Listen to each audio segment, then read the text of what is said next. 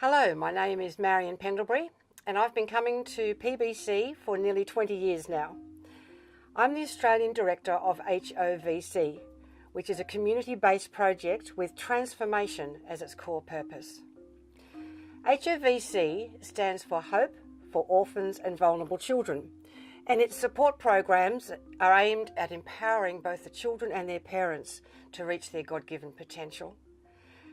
The HOVC community live in Nyakanama sub-county, which is in the Kasoro district, way down in the southwest corner of Uganda, not far from the borders of both Rwanda and the Congo. HOVC has always been about transformation, practically and also spiritually. We want to help kids and their families practically by giving them the resources they need to escape the cycle of poverty, but we also really want to see them empowered to be able to reach their full potential. And our mission is, through God's help, for each child to find fullness of life and that they'll be protected with the comfort that only Jesus can give. The story of HOVC is God's story.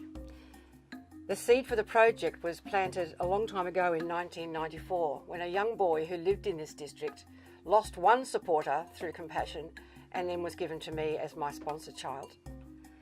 From a very early age, Innocent Ndagijimana showed exceptional leadership qualities and he had a great desire to make a difference within his community. Having gone through the program and being aware of how important education was, once he'd finished his own university course, God called him back into this community to set up this project to make a difference for other children in his area. In 2009, Innocent grabbed hold of the vision that God gave him and he went back to his district. He gathered people around him, he wrote a proposal and a constitution, and he contacted me to see if I could help him in the funding. By the end of that year, we had 53 little 4 to 7 year olds who were sponsored, and we are now celebrating our 10th year in this project. HOVC is the vision that God gave to Innocent, and he and his staff and board are the ones who run this project. But HOVC Australia is the connecting arm that raises the funds that makes this work possible. In 2011, a team from the pastoral team here at church went over and saw what was being done in Kasoro, and both Steve Bates and Innocent signed an agreement that we would be in relationship together. So we are partnering with the group who are working in Uganda. HOVC is a registered charity. We are a not-for-profit organisation, but we're very different from many other programs that operate sponsorship for children. We are very small. We operate in just one localised area. This makes us very relational. But most importantly, it is a reciprocal relationship. They know about things that are happening to us, the joys and the pain that the sponsors are going through, and they are also praying for us. Kasoro district is one of the poorest districts in Uganda, and Uganda is one of the poorest districts in Africa. Over 60% of the population is under the age of 19 years. It's a beautiful rural country, but that beauty actually covers a deep-lying poverty. The families in Kasoro are trapped in this cycle of poverty and they have no hope and no way of getting out of it by themselves. They need help and support to be able to find another way to earn an income other than subsistence farming. If their crops are damaged or if they don't have a good yield, then they can't survive, let alone lift themselves out of poverty. With 90% living as subsistence farmers, there's been very little schooling and over 90% of women are still illiterate. Even today, only 18% of children over 15 have even finished primary school. They have to leave to fetch water, they have to leave to help their parents, they can't manage at school with all the other pressures of helping the family, and they don't learn to speak English, so they have no chance of getting any other kind of work. So poor education will restrict choice, and the traditional ways that they have and the myths that they have hinder any kind of progress in farming, in understanding things like hygiene and birth control. So what sets in is deep hopelessness and a despair that leads for many of the men to drunkenness. There's a lot of domestic violence and fathers often have to leave and move to the city to find work. This leaves the mothers in charge of looking after all the children, of managing the household, as well as doing all the farming. And it's a huge burden that they have to carry. When HOVC began 10 years ago, it was heartbreaking to see what extreme poverty looked like in Kasoro. Kids are malnourished. Disease was rife because of waterborne diseases. So simple things like adding a water tank to a family's house has really transformed their lives. Practically because they don't have to walk 14 kilometres round trip to fetch water anymore, but also because of better quality water means that they could have better health. So we started with 53 children 10 years ago, and now we have 150 children, only limited by the number of sponsors we can find. Each of these 150 families comes from within the one sub-county, within walking distance of our central project office. I'm often asked about where do these children live? How does it work to have a project like this? And I want to tell you that we are not an orphanage. That has been a traditional way of looking after children, but across the world now that is not the best model, and children are being put back into families. Well, we were never an orphanage. Our children do live with their parents, if they have any, or some caregivers, either other older siblings, or even just what they call a good Samaritan, someone who is prepared to take a child into their family. They live in villages surrounding the town of Kasoro. So the sorts of houses that our children live in are just mud huts. The houses are old, they're crumbling. For the worst of the cases, places where there was danger, we've actually built 20 new houses for those children. Every Saturday, Innocent and his staff run what's called a project day. And that's when all the children from everywhere gather together at the project office. We have a large property there, and we've been extending that over the time to create a very big playground area, a very large undercover shelter, as well as the house that's used as an office and a library. When the children arrive, they get a very good breakfast. They get checked for health issues, their feet, their hair, their skin. They're given seasonal worming tablets. They're broken up into different groups and given Bible teaching. And so the older ones are taken and they're mentored. We have a Bible mentoring group for those who really want to go deeper into the spiritual life. They have chances to go to conferences and to join other schools in that way. Then they get to play. Sport has been an excellent way to teach the children discipline, obviously the different skills involved, teamwork, as well as being able to connect with other groups who have these sporting teams as well and go into competitions. Another transformation we've seen is in the kids themselves. So when we asked them at the beginning of HOVC 10 years ago, what are your hobbies, what do you like to do? It was things like fetch water or work on the farm. There was nothing there about what they wanted to do in the future. I think they often thought their lives are just going to follow their parents in subsistence farming, just surviving.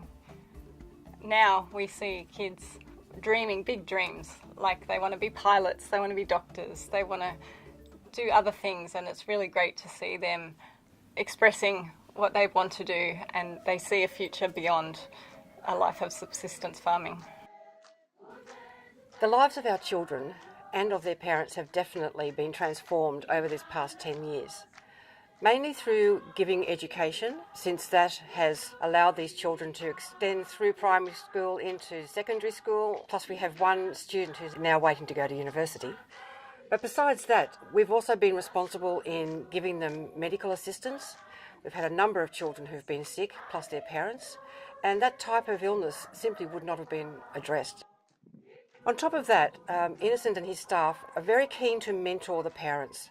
The parents are coming out of that system where they've been governed by traditional ways.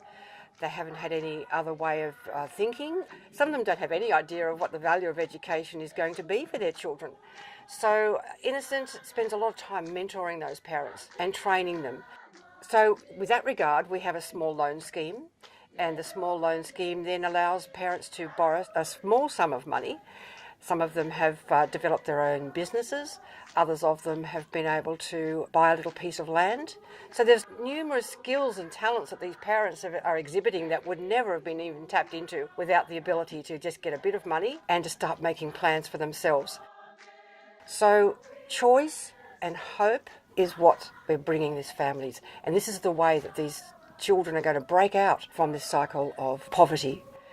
Now, besides the children and the families within our own HOVC community, we are also very keen to make a difference in the wider community. So we've had funds that have been delegated to develop the schools. We've expanded schools. We've built computer labs for the high school. And we've renovated large classroom blocks in the primary school. We've put new roof on another primary school that was blown off in storms. So we understand, of course, it's benefiting our children. They go to these schools. But it's also of great benefit and brings hope to the teachers of the schools that we're participating with. In Uganda, universal primary education has been introduced. Every child should go to school.